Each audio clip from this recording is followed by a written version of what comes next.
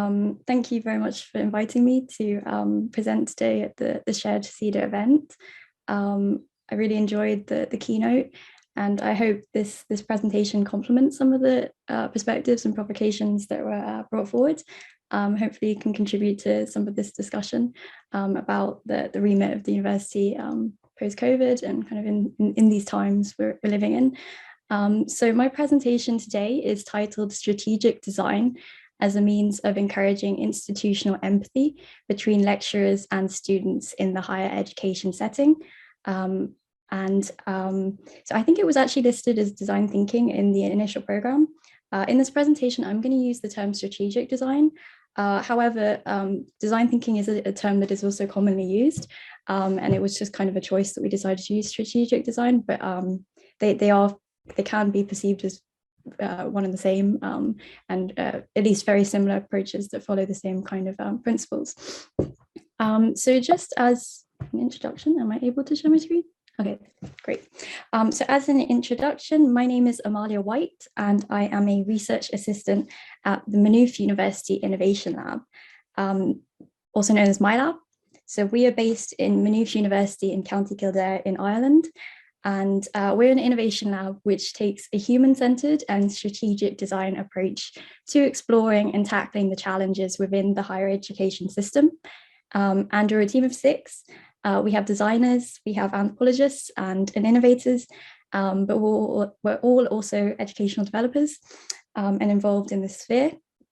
And we have 3 main objectives, and I really liked Fiona's whole idea of tempered radicalism that she mentioned. I'd like to think that we are tempered radicals, if that's a phrase. And yeah, so we have these 3 main objectives. So firstly, what we do is we embed and support innovation and change. In particular, this human-centered and strategic design capability across the higher education system. Secondly, we actually do co-design and explore opportunities through co-design, co-creation projects with students and staff in universities to meet both kind of student and staff needs, but also institutional and system needs.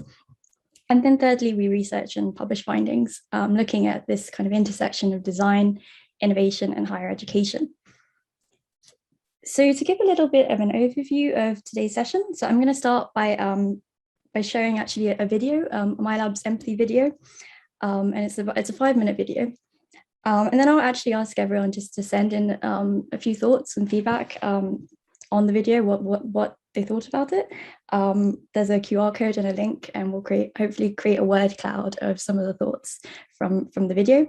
Then I'll commence the talk looking at empathy in higher education and how fostering an empathy mindset and frameworks can facilitate the openness that is needed in our institutions. And again, kind of connecting to something Fiona said in the keynote, I think I really liked her mention of the idea of care. And I think care and empathy are very similar concepts. And hopefully this can contribute to that discussion about care in higher education. And then I will discuss Mylabs empathy video project and how the strategic design in higher education can be used to embed some empathetic practice in higher education. And hopefully we can ending in time for questions, but if anyone does have a question throughout the presentation, you can raise your hand and share it. So I'll start with the video, and I hope the sound will work, but if it doesn't, do let me know and we can see what we can do.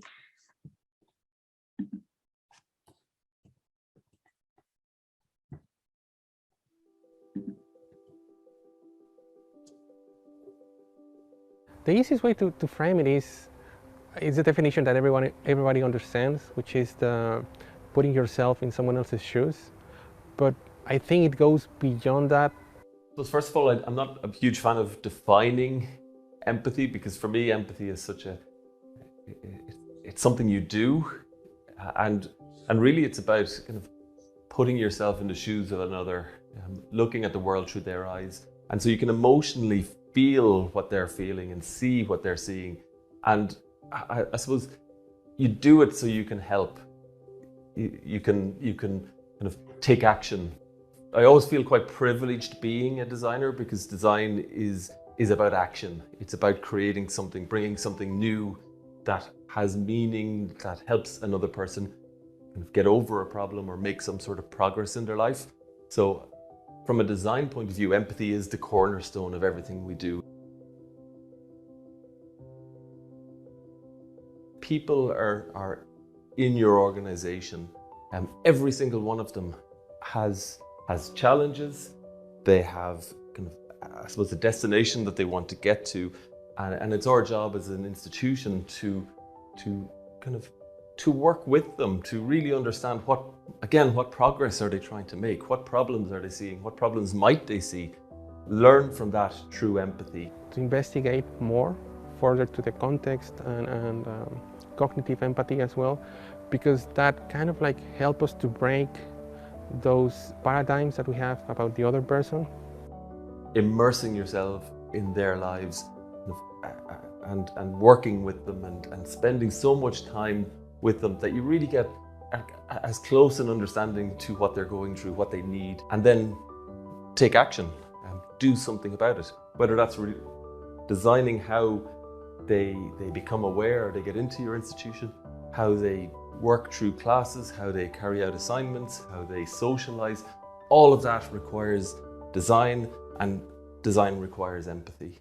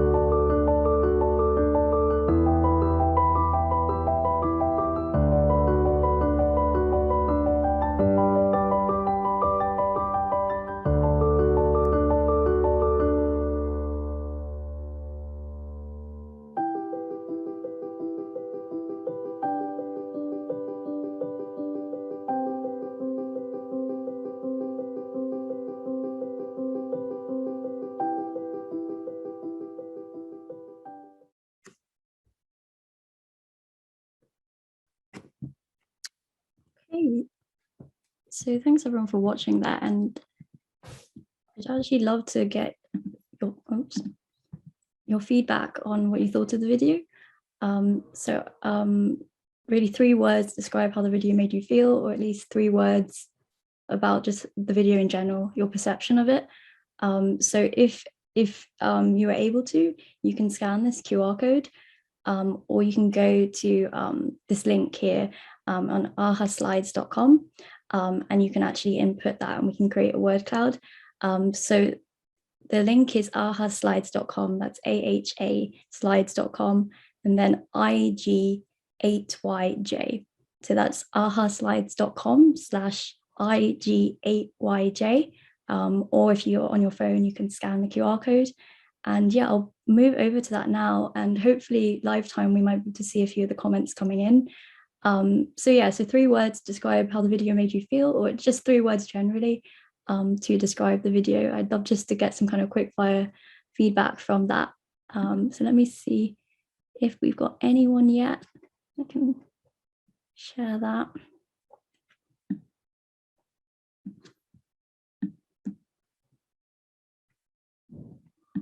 Okay, so we're getting a few in.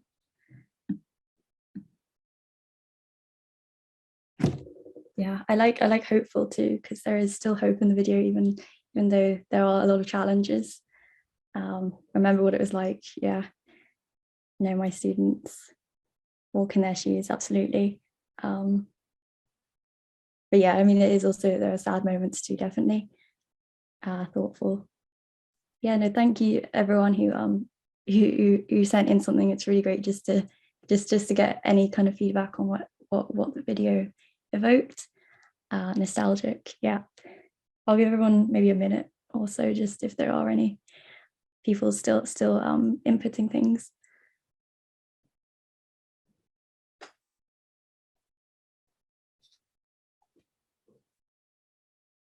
Similar stories. Yeah, okay, great. Well, I'll continue on now, but thank you everyone for watching that. And I'll kind of start talking a little bit more about empathy. So as my colleagues Alda and Trevor answered in the video, empathy is about putting yourself in the shoes of another. That's something we all kind of know intuitively, but it is a really essential skill to be able to set aside your own assumptions, your own biases, and whatever you think you know.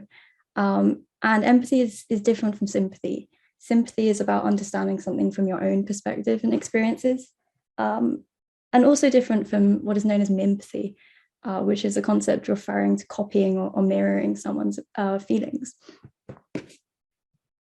So Teresa Wiseman, a nursing scholar, has 4 defining attributes of empathy, which is kind of widely used today, and it's from 1996.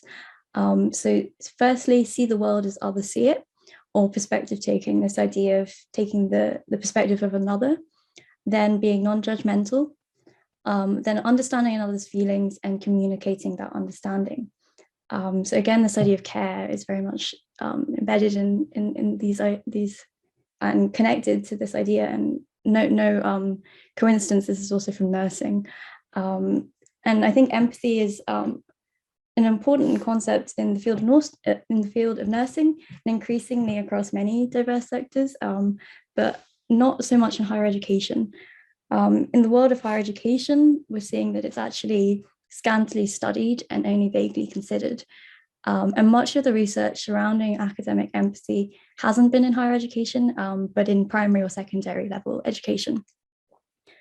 So kind of in the educational context, the use of empathy has largely been used for creating culturally responsive pedagogy and understanding culturally different groups.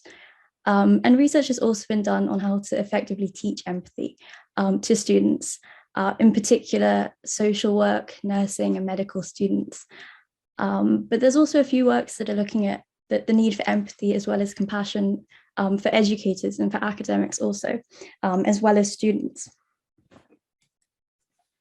And in a 2018 study by Cadilla and Wilder, they conducted narrative research with 23 academics and found a lot of things, that there was increasing competition over students, resources, measurement, and comparison for academics. And this was driving intense drive for prestige and success and competition. And this led to what they term the zombification of university practices and staff. And I think this makes it particularly difficult, not only for staff to receive empathy, but for them to take the time to build empathetic frameworks and empathetic responses for their students as well. And this can be linked to the concepts of empathy depletion or or what is also known as compassion fatigue, which has been highly documented in numerous professions, especially professions where a person's state of being or their progress is a central part of the job, such as social work, medical care, and education. And it's also a very natural process. I think we all face empathy depletion at various stages in our life. And with the additional strain of COVID over the last 18 months, it's quite obvious that why people may be suffering from empathy depletion. And in a similar and interlinking vein, failure of empathy in higher education can be due to what has been coined by Tenzer and Murray as the empathy delusion. So this refers to how we as humans overestimate our ability to know what other people want and need. Often we're resorting to sympathy and to empathy. And this is because empathy is cognitively effortful. And the science proves that we do often seek that path of least effort cognitively, and we are cognitive misers. And this empathy delusion in higher education is where we assume we understand what students and staff want and need, and the problems that they face rather than directly engaging with them, either out of fatigue or depletion, or because we simply don't know how to. But we know that empathy is essential, and practicing co-creation in classrooms and creating an open understanding space for students and lecturers to interact with each other is already a path that higher education is richly pursuing. But we think adding empathy to this equation, to this mix, can create a deeper understanding and facilitate that openness that is needed in the classroom. So why empathy? Because it can create these richer interactions between students and lecturers. Because it breaks down this traditional sage on the stage model of higher education to this co-creation model that we are pursuing in higher education, or at least exploring academically. It can also create these cross-cultural relations, breaking down barriers, and strengthen relationships between groups who may have widely differing perspectives. And this is the university's prime place for that, and where we can find the kind of most diverse groups of people. But in order to bring empathy into higher education, there needs to be a base for facilitating empathetic interactions.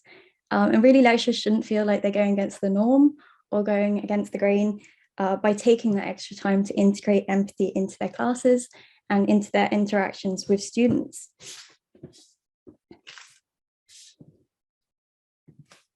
So that's where we come to strategic design in higher education. So strategic design in higher education is a framework, a toolkit, and a mindset that can help bring empathy into the fold in our institutions. So strategic design specifically is a human-centered design approach to innovation and change in higher education, which encourages and facilitates individuals and teams within higher education institutions to center on people's needs and goals. So this is also, as I mentioned, sometimes known as design thinking. And it does aim to assist individual lecturers, also higher education teams and institutions as a whole to tackle challenges, to align stakeholders, and fundamentally identify real human insight, and then take action. Fundamentally, there's action, there's that design sets part of it. It's not just talking about it, it's about doing something. And then experimenting towards solutions which are desirable to all stakeholders, but also technically feasible, financially viable, and suitable for the institution. But we always start with that piece of desirability. That's the core bit. It has to be whatever we do in higher education should be based on meeting the needs of the people who we serve and who work in our institutions. So strategic design and education is underpinned by 8 principles. So these are Mylabs principles. So that the first one we propose is centering on people's needs and goals. This is probably the most fundamental, with the belief that the resulting empathy and understanding can help us guide better decision-making and create more meaningful outcomes. Then secondly, we want to be curious and open to find patterns, because by doing that, we can actually find and develop real insight, real human insight. And then thirdly, co-create for greater impact. This is the belief that the coming together of diverse mindsets across higher education, both students, staff, can really help tackle some of the complex challenges in the university. And this very closely links to the fourth principle, which is innovation happens at the boundary of disciplines. So this is really, again, looking at how collaboration and exploration across silos of the higher education institution can assist in the discovery of innovative and meaningful solutions. I know we all say we need to break down silos, so it's kind of one that everyone can probably get on board with. And then also intellectual humility is the force for change. So we really need to help challenge biases, our own and institutional biases, question norms, and have an openness to new ideas. And also build to think and learn by doing. So this is the sixth principle, and it really encourages and facilitates individuals and teams to make ideas tangible, to actually prototype and experiment, because these are kind of ways to communicate creatively to others and to align teams and people in higher education institutions. Then the seventh principle is it's okay not to know. Get comfortable in the ambiguity. So this is really about discouraging jumping to solutions and solutionism. And the fact that we need to actually sit in the problem area and sit and understand what is the problem and what are the needs of students and staff. And hopefully then we can have a more informed point of view, more informed understanding and ideas. And then finally, the final principle is to communicate creatively to inspire action. Really this idea that we need to do something that can actually build a shared vision that everyone can get on board with.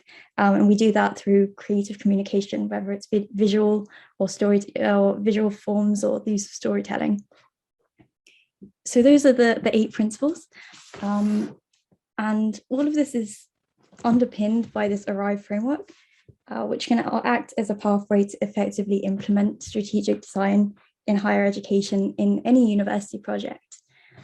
So this is quite a big framework, and one that I will not be able to explore in any depth in this presentation, but hopefully we can kind of take a little glimpse of some of the aspects of this process and also some of the tools that we have used.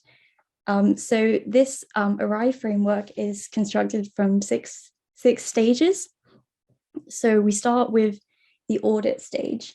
So the audit stage is where we identify the strategic opportunities and really kind of audit the context of where we're in, whether as a lecturer or a higher education team. And then we go into research.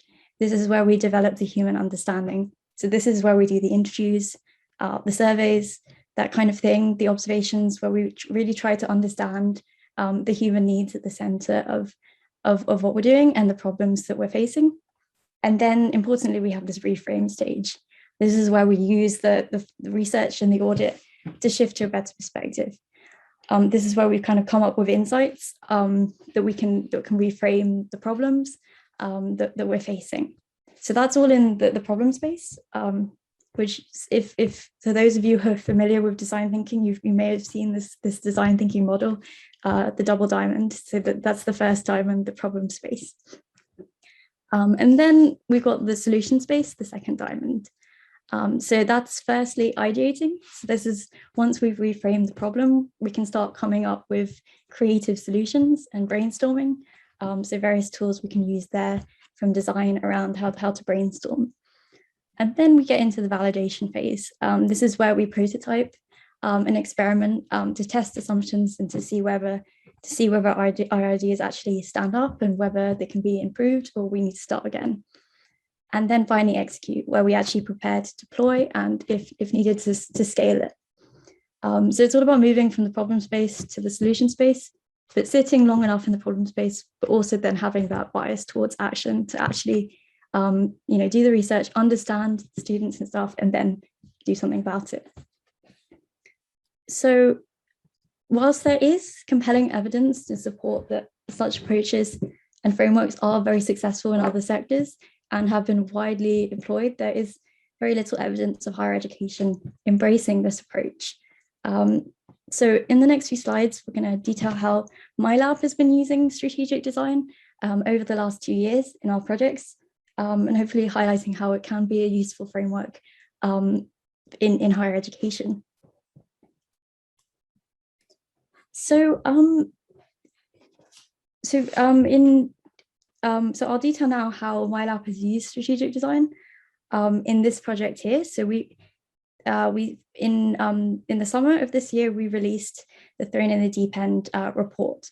So this was a report that looked at student and staff experiences of the pandemic, and it was based on interviews and worksheets from 32 students and staff from spring to autumn of 2020, so really in the midst of the pandemic. And we used the ARRIVE framework, doing this audit and then research and reframe.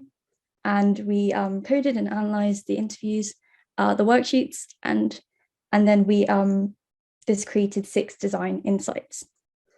So these 6 design insights are listed below. I won't list them all just for time, but then these were turned into challenges, 6 challenges for our institution going forward.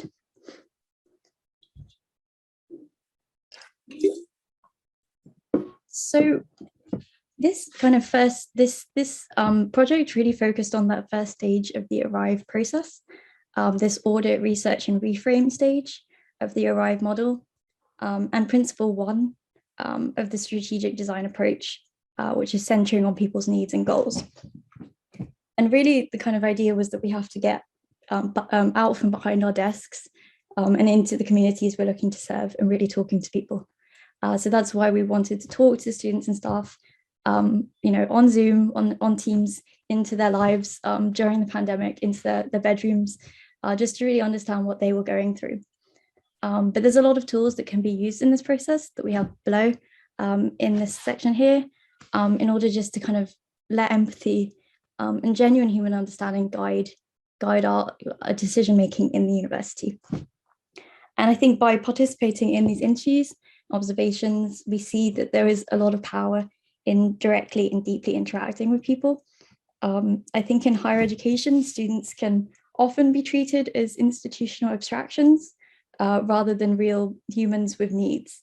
But by doing this, we can actually start to see the why behind why people do what they do.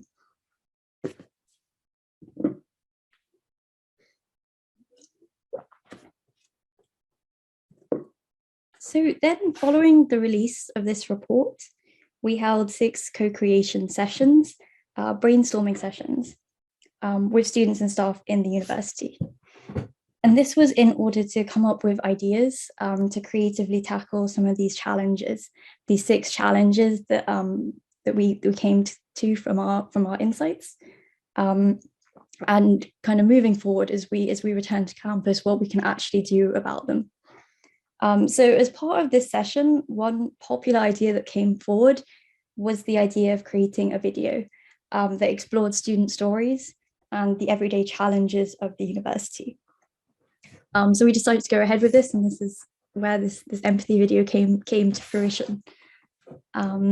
So in order to gather stories, we conducted a survey with students from the 3rd year anthropology module in Maynooth University, as well as our Mylab or My Voice ambassadors. So these were a few students that we had worked with in the past. And so this survey was anonymous, and it was created to understand the everyday challenges that students face in higher education, as well as the positive aspects of being involved in this setting. So overall, we had 29 participants, and from that, we created 10 student personas. And data was coded using a grounded theory approach, allowing themes to emerge from the data. And so these student personas are basically semi-fictional characters used in the design process. And they're really about condensing needs and communicating creatively to stakeholders the kind of needs that are in the university.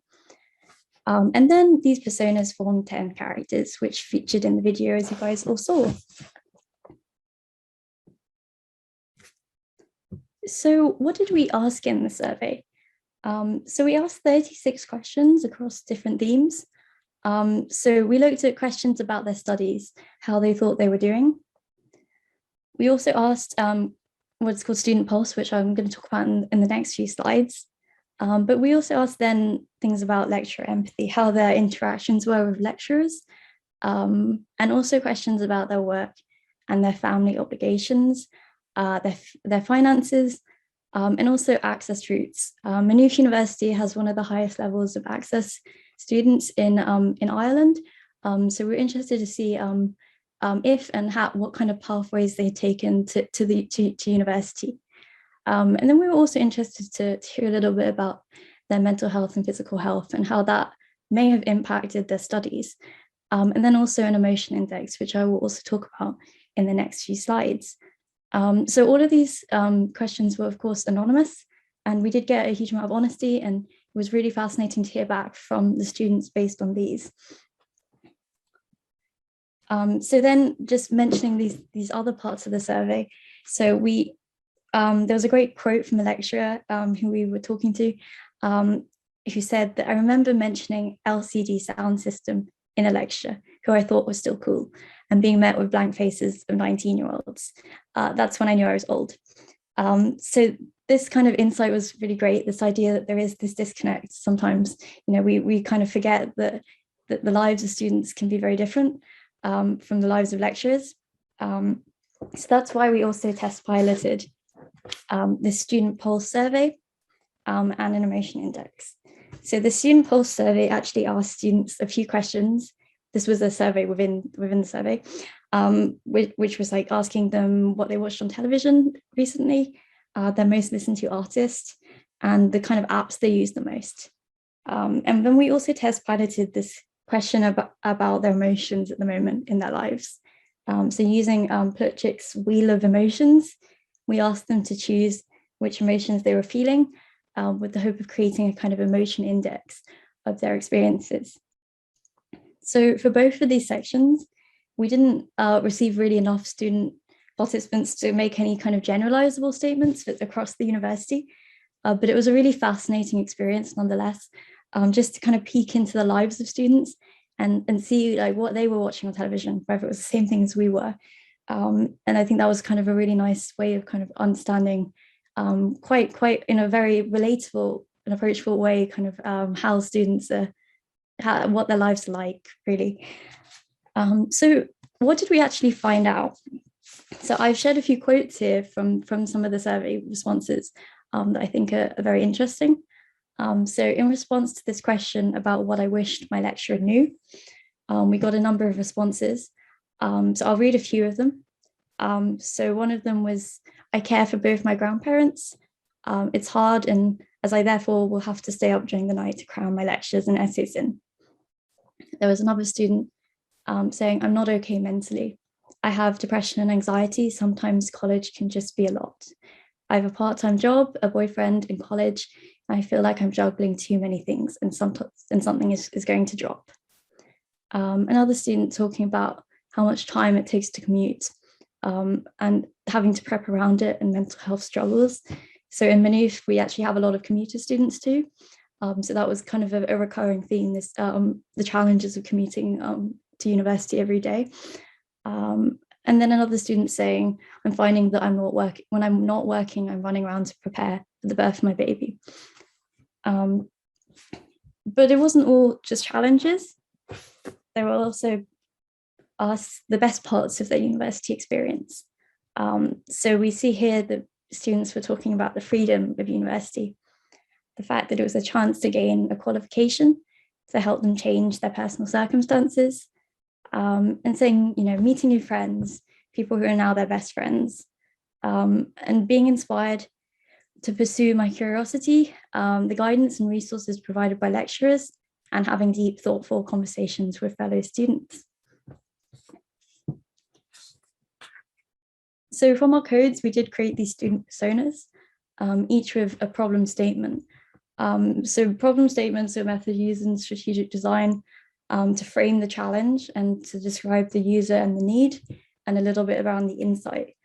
And I think an important thing here is that it's very much about the need and not the want necessarily.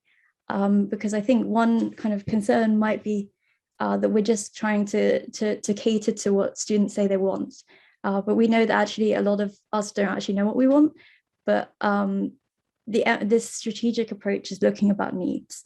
It's about understanding people's lives and their context and seeing how we can support their needs, because that's far more meaningful than what anyone says they want. So just a few examples here.